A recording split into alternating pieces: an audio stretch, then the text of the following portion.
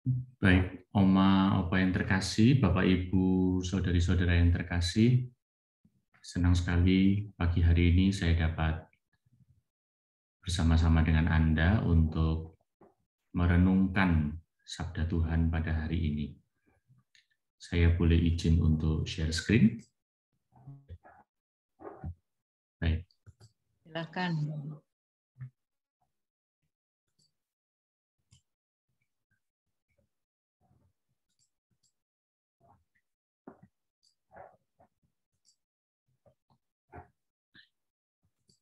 Oma, Opa, Bapak, Ibu, Saudari-saudara yang terkasih, pagi hari ini saya mengajak Anda semua untuk merenungkan tema mengampuni dia yang paling sulit kita ampuni. Kayaknya temanya kurang jelas. Kayaknya temanya tidak jelas. Ini maksudnya apa? Kok mengampuni dia yang paling sulit kita ampuni? Dalam perjalanannya nanti kita akan tahu siapa yang paling sulit kita ampuni dan juga bagaimana cara mengampuninya. Saudari-saudara yang terkasih, hari ini saya mengajak Anda semua untuk belajar dari Paus yang pertama. Karena saya sekarang ada di kota Roma, maka saya mengajak Anda semua dekat dengan Paus sendiri, dan di situ berarti kita melihat kembali Paus yang pertama, yakni Santo Petrus.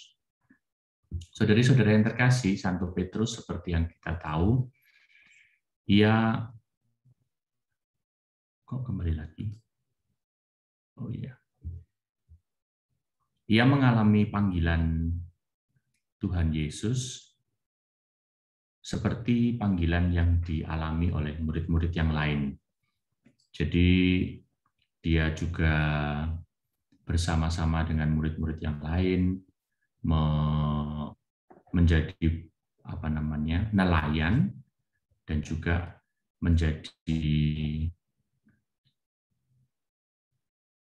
nelayan-nelayan biasa saja, tidak ada yang istimewa, tidak ada yang luar biasa. Sehingga ketika dia bersama-sama dengan murid yang lain, calon murid yang lain, dan Yesus pada saat itu yang memanggil begitu saja kepada Petrus dan pada saat itu juga Andreas.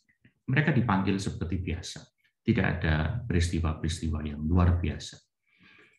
Tetapi setelah menjadi murid Tuhan Yesus, Petrus yang cukup istimewa dalam permuridan Yesus tersebut. Dia dianggap sebagai salah satu murid yang utama, dan Yesus sendiri sangat dekat dengan Petrus. Ketika Yesus mendengar bahwa ibu mertua Petrus sakit, Yesus juga menjenguk. Yesus juga hadir, menyembuhkan bahkan ibu Petrus tersebut, sehingga akhirnya dapat sehat kembali. Dari peristiwa ini kita bisa melihat bagaimana Yesus juga peduli dengan kehidupan keluarga dari Petrus, sehingga ia sungguh-sungguh ikut ambil bagian. Petrus mengalami kesedihan karena ibunya sakit, ibu mertuanya sakit, ia hadir bersama-sama.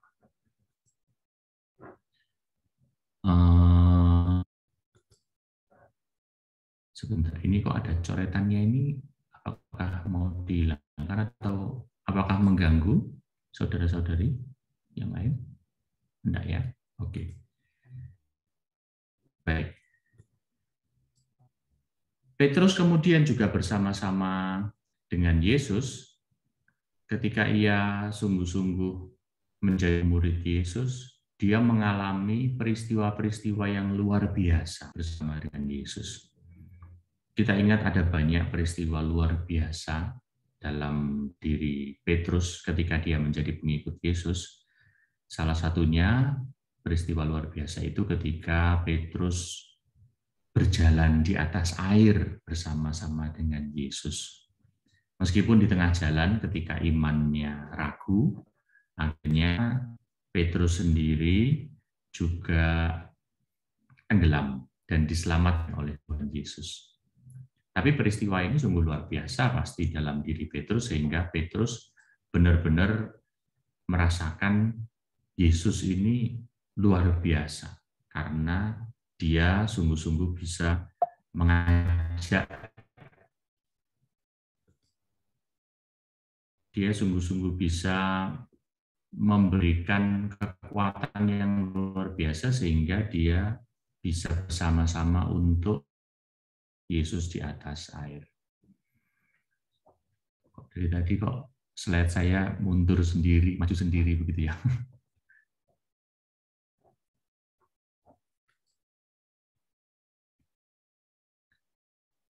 Sampai kemudian Petrus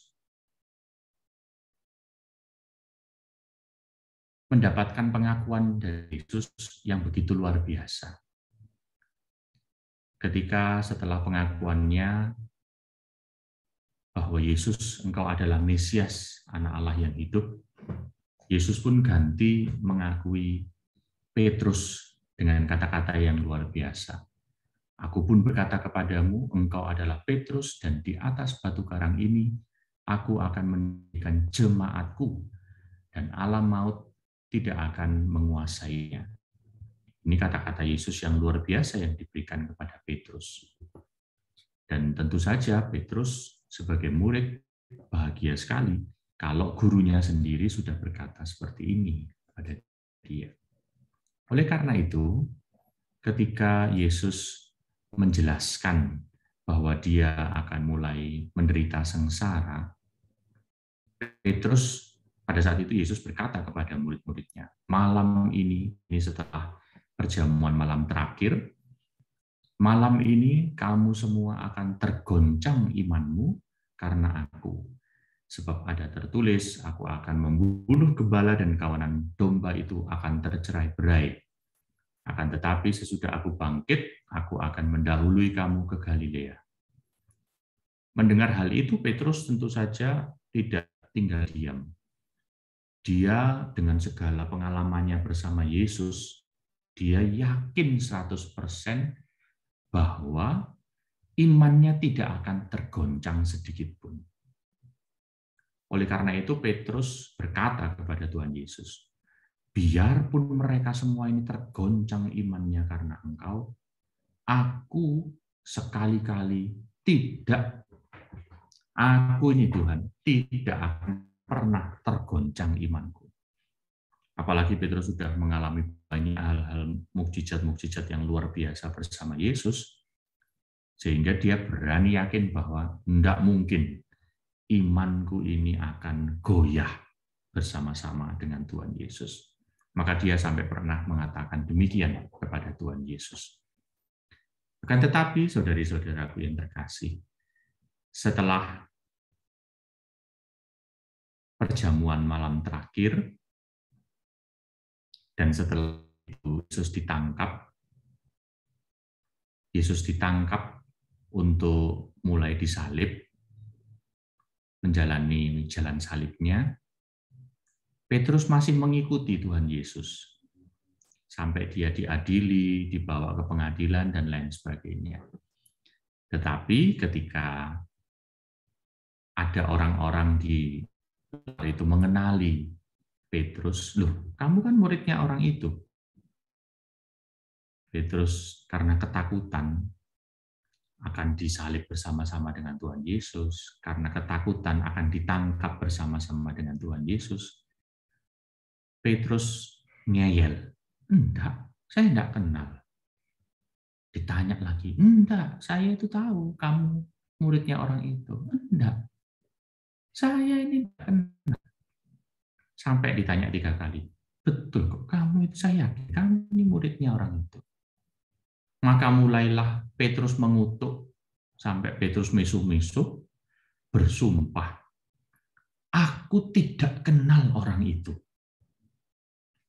Tadi kita lihat Petrus barusan ngomong hari kemarinnya kepada Tuhan Yesus, biarpun mereka semua tergoncang imannya karena Engkau, aku sekali-kali tidak.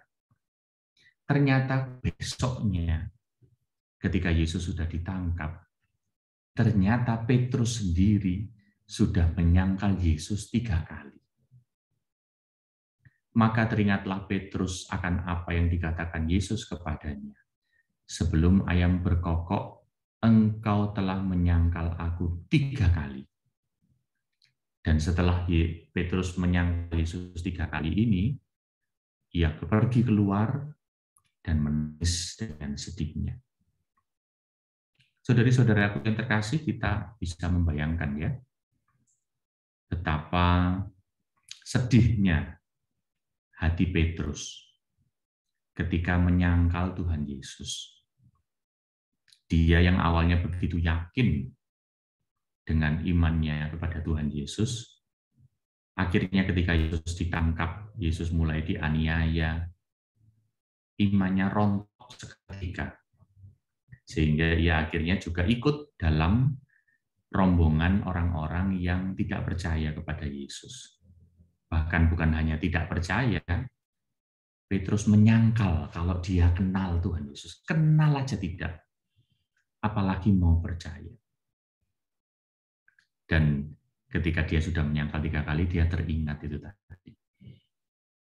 Saudari-saudaraku yang terkasih, dari pengalaman Santo Petrus ini, saya mengajak Anda semua untuk melihat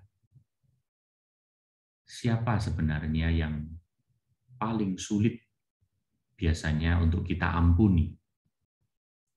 Dia yang paling sulit kita ampuni biasanya bukan orang lain, tetapi diri kita sendiri.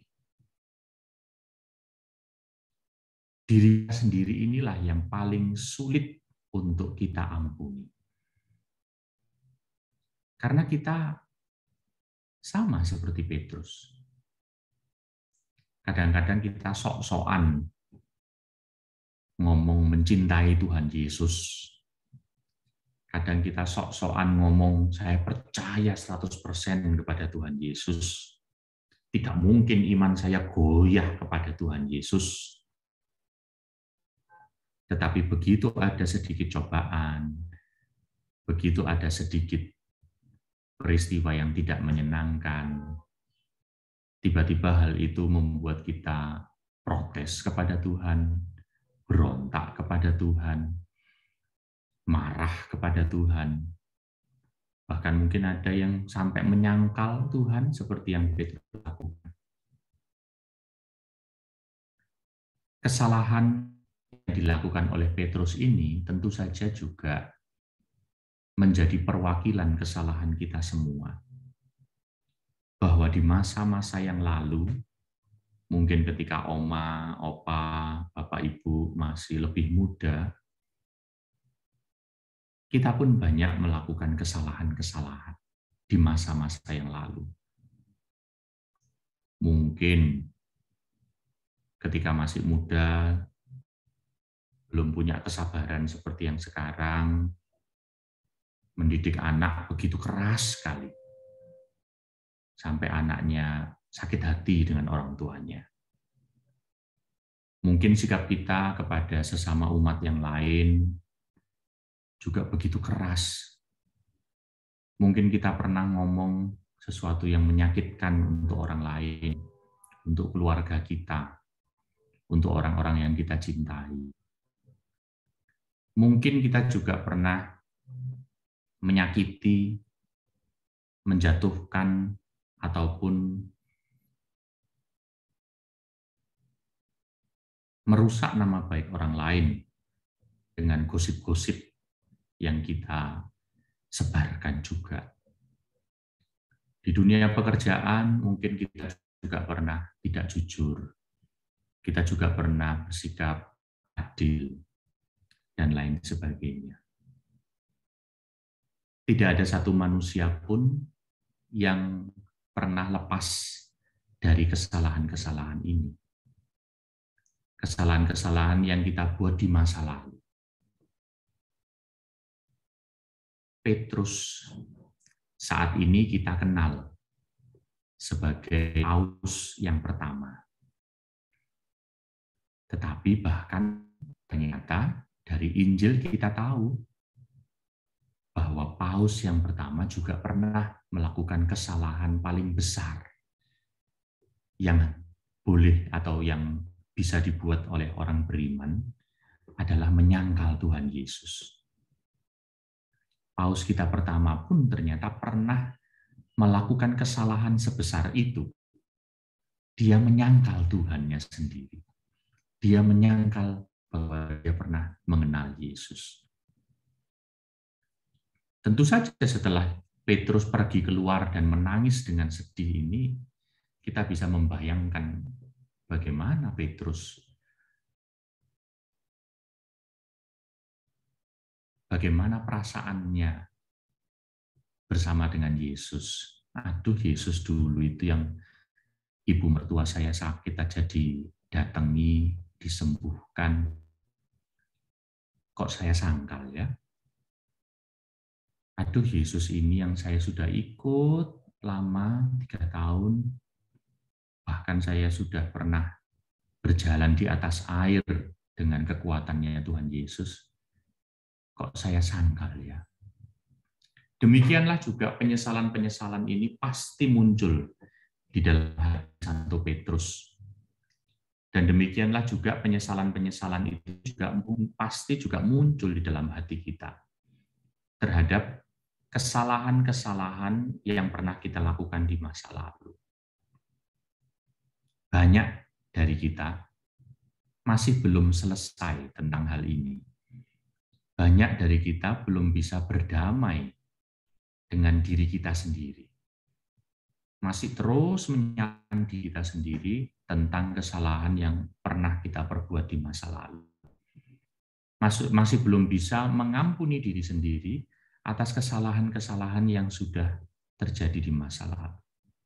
Dulu itu saya terlalu jahat dengan anak saya, dulu saya terlalu jahat dengan papa mama saya, dulu itu saya terlalu jahat dengan ini, itu, dan lain sebagainya.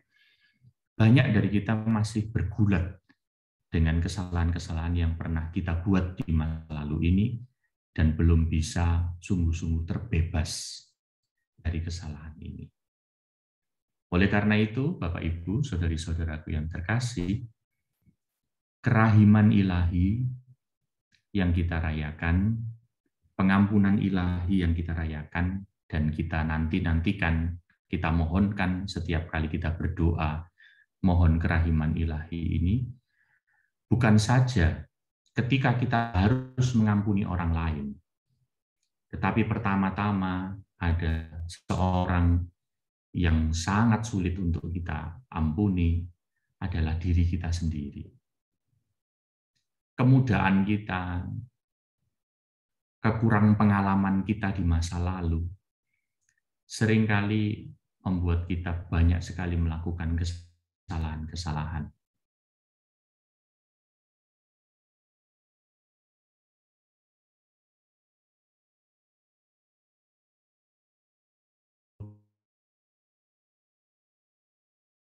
Di masa lalu, kalau kita pernah berbuat hal-hal yang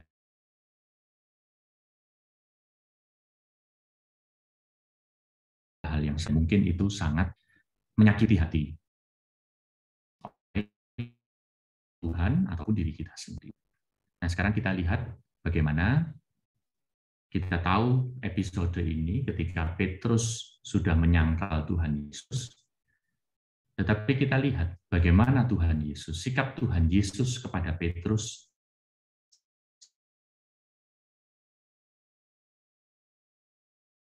Meskipun kita tahu setelah ini Tuhan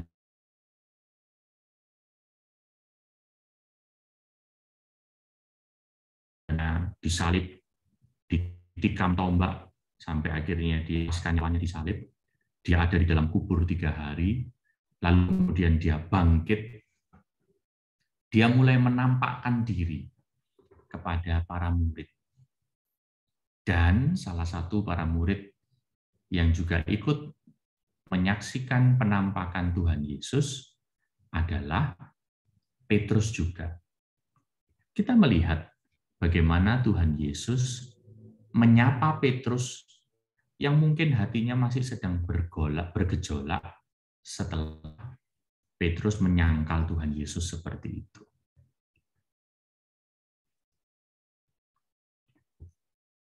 Bagaimana Tuhan Yesus menyembuhkan Petrus. Kemudian Yesus menampakkan diri lagi kepada murid-muridnya di pantai Danau Tiberias, dan ia menampakkan diri sebagai berikut. Di pantai itu berkumpul Simon Petrus, Thomas yang disebut Didimus, Natanael dari Kana yang di Galilea, anak-anak Zebedeus, dan 2 orang muridnya yang lain. Kata Simon Petrus kepada mereka, "Aku pergi menangkap ikan." Kata mereka kepadanya, "Kami pergi juga dengan engkau." Mereka berangkat, lalu naik ke perahu. Tetapi malam itu mereka tidak menangkap apa-apa. Bapak, Ibu, saudari-saudara, saya berhenti dulu di sini.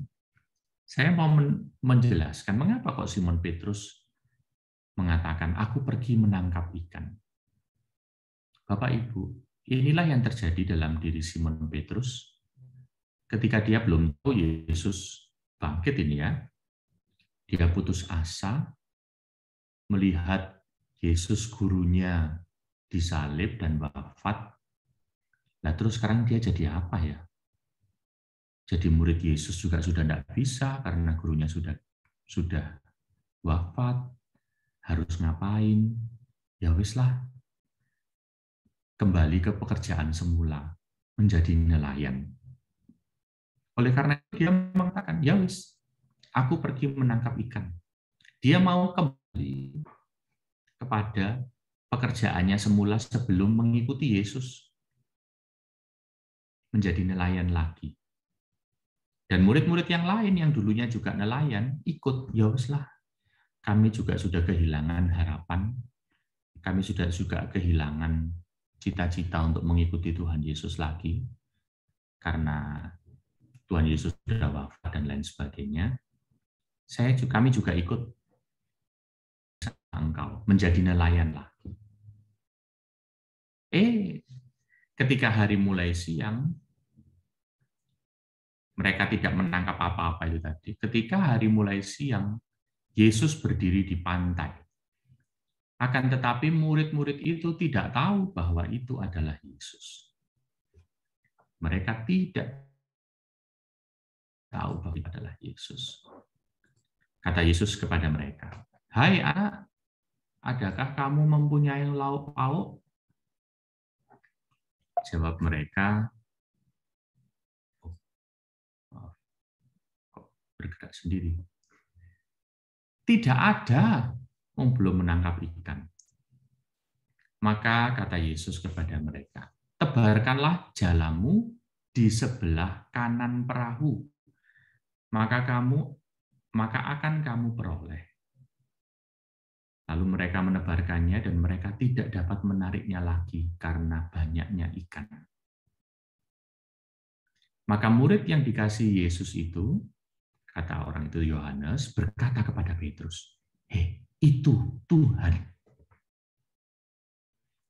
Ketika Petrus mendengar bahwa itu adalah Tuhan, maka ia mengenakan pakaiannya, sebab ia tidak berpakaian, maksudnya itu ya karena OT-OT, tidak pakai baju, langsung pakai baju, tapi habis pakai baju langsung terjun ke dalam danau. Jadi dia tidak mikir kalau pakai baju terjun ke dalam danau kan malah teles semua, malah basah semua.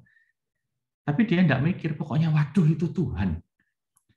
Sudah campur aduk perasaannya.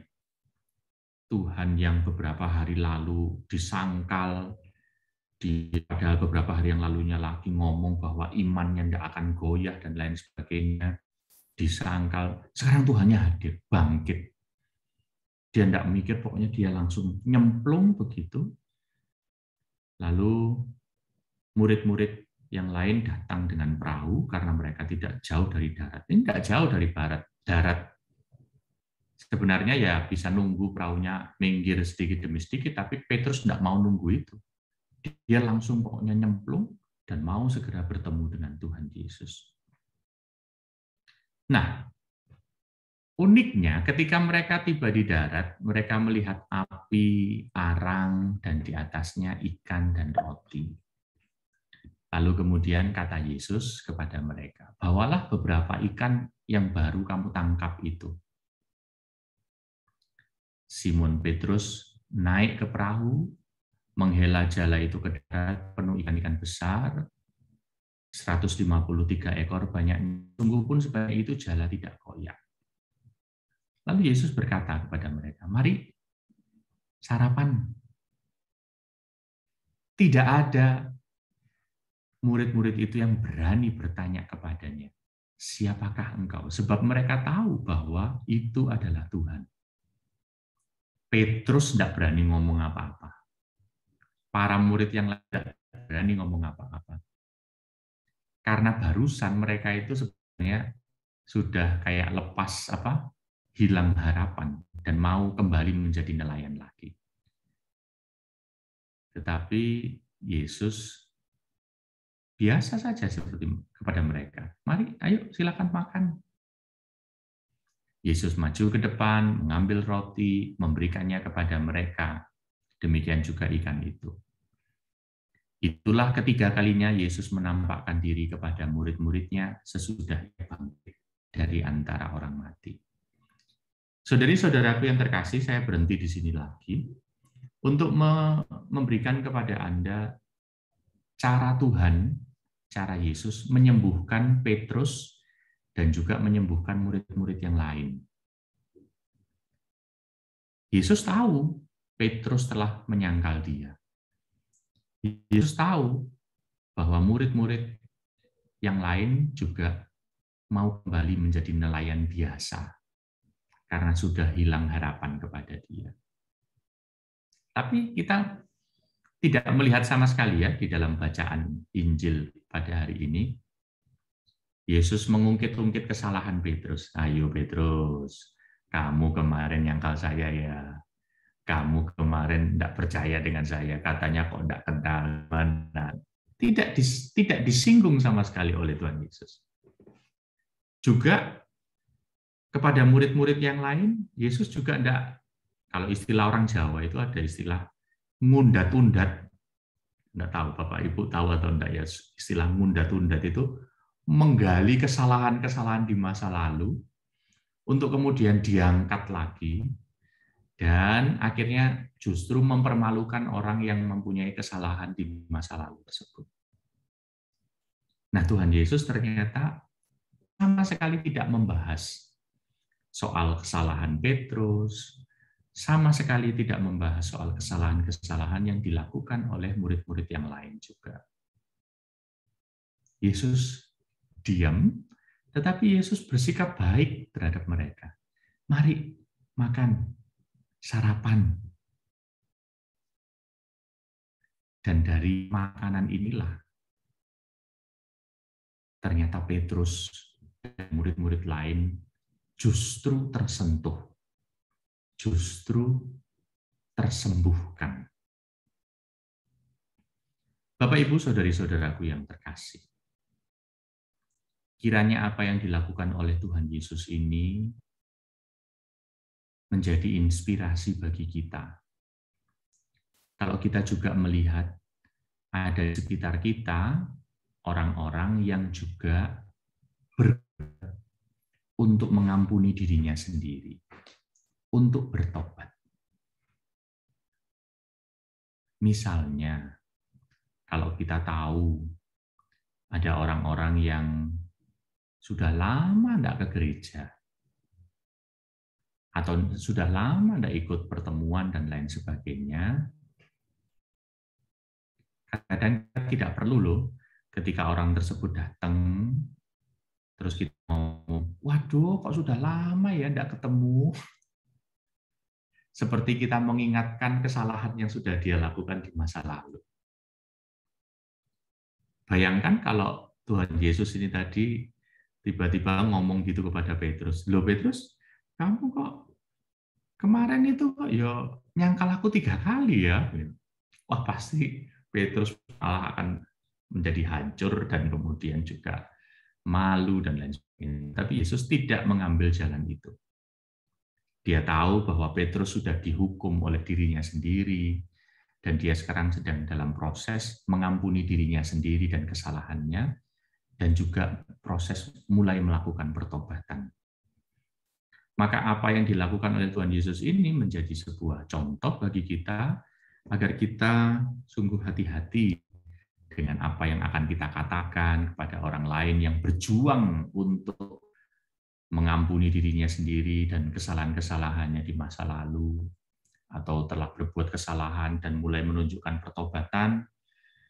Jangan pernah sekali-sekali untuk menyentuh atau katakanlah ngundat-undat, kalau bahasa orang Jawa itu tadi ngomong, menggali lagi kesalahan-kesalahan yang di masa lalu. Kita semua pernah melakukan kesalahan-kesalahan di masa lalu. Hanya kadang-kadang orang tidak tahu saja kesalahan yang kita lakukan di masa lalu. Maka tidak ada dari kita yang patut merasa kita lebih besar dari orang lain.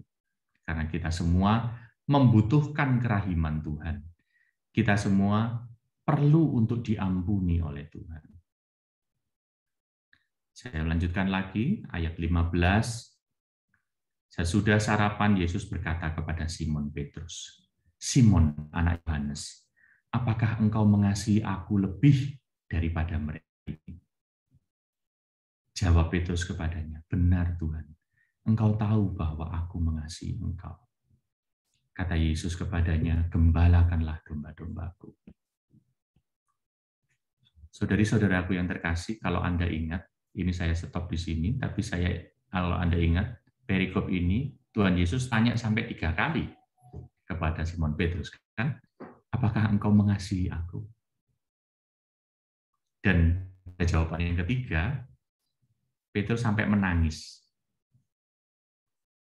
Ya karena Tuhan Yesus nggak mengingatkan kesalahannya yang lalu-lalu, dia sudah menyangkal dan lain sebagainya. Tuhan Yesus tanya, "Simon Petrus, engkau mencintai aku lebih dari mereka ini atau tidak?" Maka kita bisa paham ya, kenapa kok Santo Petrus sampai menangis ketika Yesus bertanya itu. Karena dia sadar bahwa iya, saya ini ya, dulu saya pernah ngomong, meskipun mereka semua ini goyah imannya, saya tidak akan goyah. Ternyata saya juga goyah. Dan sekarang Tuhan sendiri bertanya seperti itu pada saya. Waduh, iya ya. Saya akan berusaha untuk mencintai Tuhan Yesus meskipun kadang-kadang juga harus jatuh.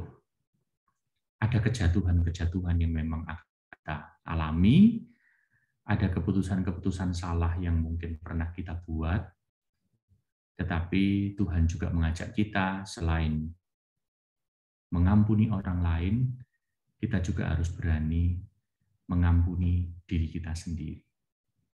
Karena dengan mengampuni diri kita sendiri itulah kita memulai proses penyembuhan kita. Dan yang penting, ketika kita sudah kembali mengungkapkan cinta kita kepada Tuhan, Tuhan Yesus titik, "Gembalakanlah domba-dombaku."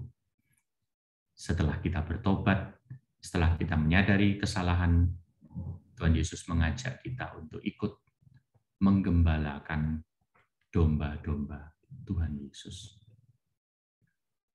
Saudari-saudaraku yang terkasih, kesimpulan yang hari ini kita bisa ambil, benar bahwa kita semua pernah mengalami dan melakukan kesalahan-kesalahan atau keputusan-keputusan di masa yang lalu yang pernah kita lakukan ketika kita masih muda atau ketika kita masih belum punya pengalaman banyak. Mari kita belajar seperti Santo Petrus. Meskipun dia pernah menyangkal Tuhan Yesus, tapi dia bertobat. Dia belajar untuk mengampuni dirinya sendiri. Dia menjadi semakin semangat dalam pewartaan Injil, sampai akhirnya dia mengorbankan nyawanya juga demi Yesus. Maka hidup kita tidak boleh berhenti dengan kesalahan yang pernah kita perbuat. Kita harus melanjutkan perjalanan hidup kita dengan mengampuni diri sendiri dan memohon kerahiman Tuhan sendiri. Dan setelah kita bertobat, mari kita memberikan yang terbaik pada Tuhan dengan ikut menggembalakan domba-dombanya. Ada domba-domba yang dititipkan kepada kita, anak-anak, suami, istri, dan juga orang-orang di sekitar kita.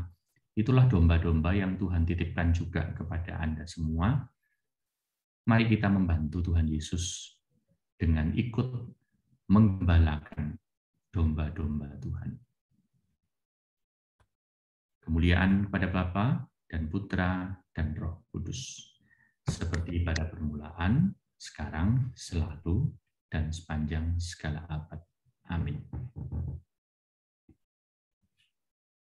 Terima kasih Romo renungannya, dan sekalian kami mohon berkat.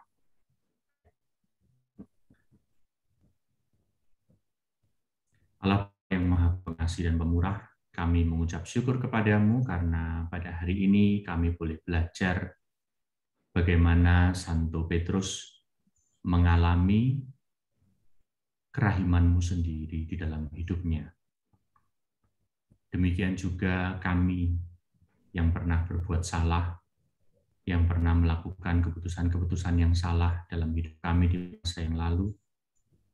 Berilah supaya dengan kerahiman-Mu kami boleh mengampuni diri kami sendiri, dan kami boleh melanjutkan perjalanan hidup kami untuk bersama-sama dengan Engkau menggembalakan domba-domba kesayangan-Mu.